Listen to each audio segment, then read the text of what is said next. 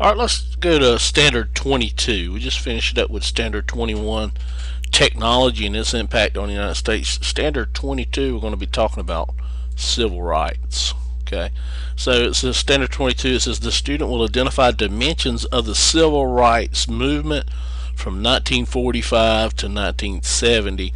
We have 5 substandards there, A, B, C, D, E, we're going to talk about. So let's jump into this first one. Explain the importance of President Truman's order to integrate the U.S. military and the federal government. So our focus is going to be Truman's integration of both the military, U.S. military, and the federal government. So here's the element. Truman's integration of U.S. military, Truman's integration of the U.S. government, civil rights and integration, and political and social interactions. We see this integration word being thrown around like crazy here by me. You need to know what this word means, to integrate or integration. We're talking about racial integration. And let's look at this real quick. Racial integration here in this time period during the civil rights, what we're talking about, is, if you can see, the opposite of segregation. We talked about Jim Crow laws that segregated or separated the races in society. Integration is the opposite of that. Integration is what brings them together and puts African Americans at an equal station with rights of whites in society. So integration is the integration. We're going to talk about an example of this is Brown versus Board of Education. We're going to talk about in the next couple of videos.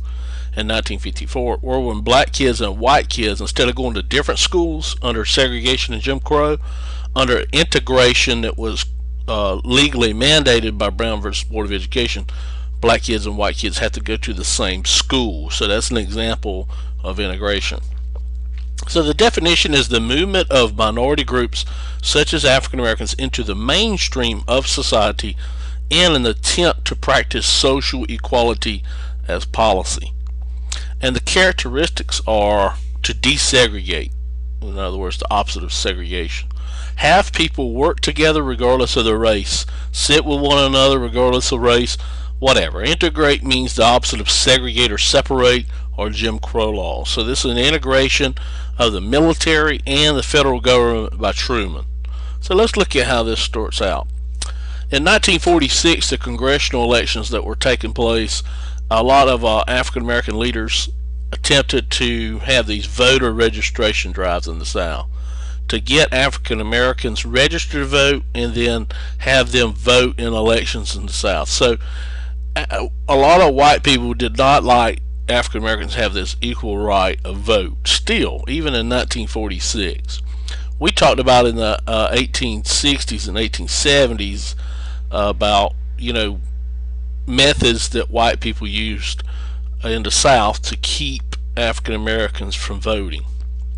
And some of those were literacy tests, the grandfather clause, if you recall those, the white primaries, the poll tax. And now in 1946 they're attempting to get these African Americans registered to vote and then have them vote. The KKK is going to respond to these drives for voter registration for African Americans with violence. First with threats and then violence, actually killing a couple of African Americans who tried to register to vote. So this is going to set off a spark with the NAACP, and pressure is going to be put on the presidency. And Harry Truman here in 1947, in an address to the NAACP, gives a speech where he advocates and as president commits himself to civil rights. And here's part of the speech here, June 29, 1947, an address to the NAACP. I'll let him tell it to you. I should like to talk to you briefly about civil rights and human freedom. It is my deep conviction that we have reached a turning point in the long history of our country's efforts to guarantee freedom and equality to all our citizens.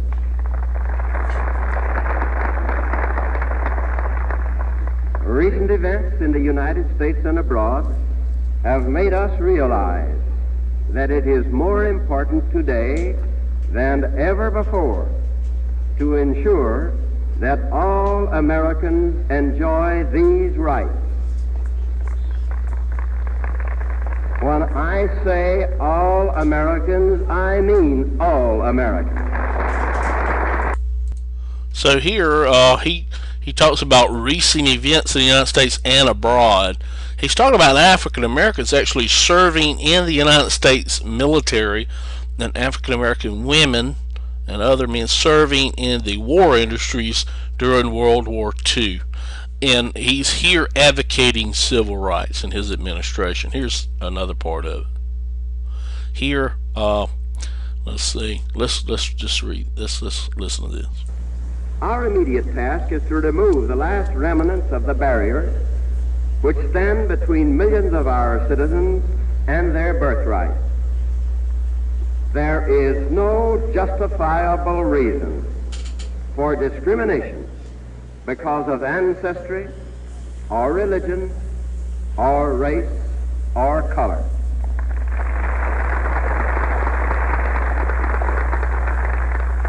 We must not tolerate such limitations on the freedom of any of our people and on their enjoyment of basic rights which every citizen is in a truly democratic society must possess.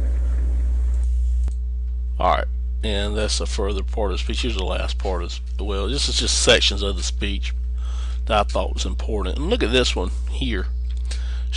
The right to an equal share in making public decisions about the ballot.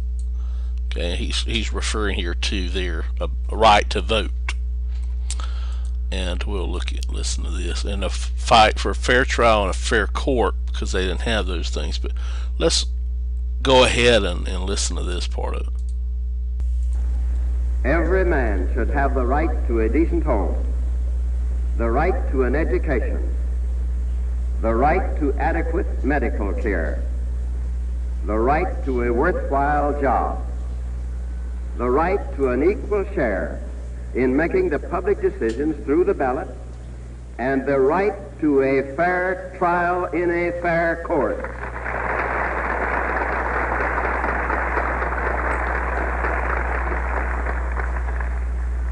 We must ensure that these rights, on equal terms, are enjoyed by every citizen.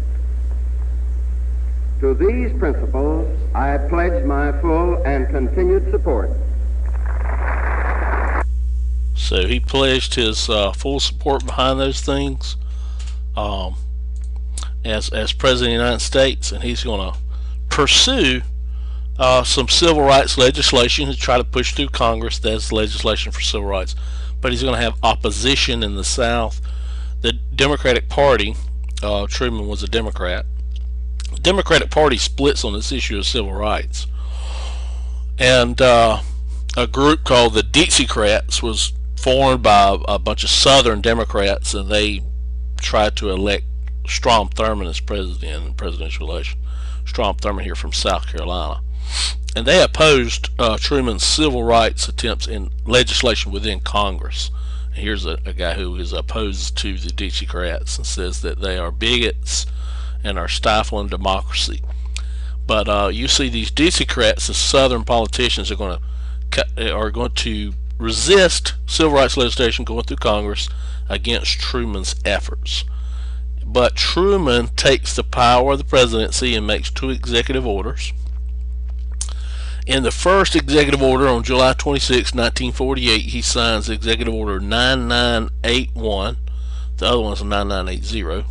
This is the second one, and he's going to integrate, remember that word we talked about? Integrate the United States military. And here's an integration of the military. Here you see white faces and you see African American faces in here. He's going to put them together, and before this time they had segregated troops, and they were departmentalized differently. All African American troops and all white troops were held separate or segregated in the military. Even under FDR had them segregated. Truman's going to be the first to integrate troops. In other words, put blacks and whites together in the troops. So 9981, he ensures that African Americans get fair employment in the military. by integrating them into groups with whites. Okay. The first one was actually integration of the U.S. government. And here's a picture of the post office. Here's some African Americans here working in the post office. There's a white guy and a couple white people over there. They're all mixed in. So he integrated federal jobs with the United States government through Executive Order 9980. And President Harry Truman was responsible for this integration of these postal jobs and other government jobs, and the integration of the United States military. And we remember this word integration is the movement of minority groups such as African Americans into mainstream of society in an attempt to practice social equality as policy. In other words, desegregate or have them work and spend their day together with one another here in the United States jobs and here in the military. And those two executive orders are actually civil rights actions taken by the president through the presidential power of executive order. Since he met so much resistance in Congress with these Dixiecrats here, he went ahead and used the presidential power to pass these through executive order, where he could make a difference. You know, a lot of people in the South, the Southern Democrats and all, tried to get him out of office in 1948. You know, if you look at the date there, July 26, 1948 was when he signed those. But if you look here, a lot of people, after hearing his civil rights things, and the Dixiecrats tried to block his election and try to get Strom Thurmond in there. But you see, despite a lot of people being upset, even Southerners, that he's reelected, Truman is. The paper, the Chicago Daily Tribune, misprinted that Dewey, his opponent, had beat him, and here he is holding this up, laughing about it. But anyway, he becomes president in 1948. So that's President Truman, showing his leadership abilities. And let's see, explain the importance of President Truman's order to integrate the U.S. military and the federal government. And again, here's a picture of him integrating the U.S. military with Executive Order 9981, and his integrating of the U.S. government with Executive Order 9980. Ask questions in class. Good luck on the quiz, the test, and the EOCT.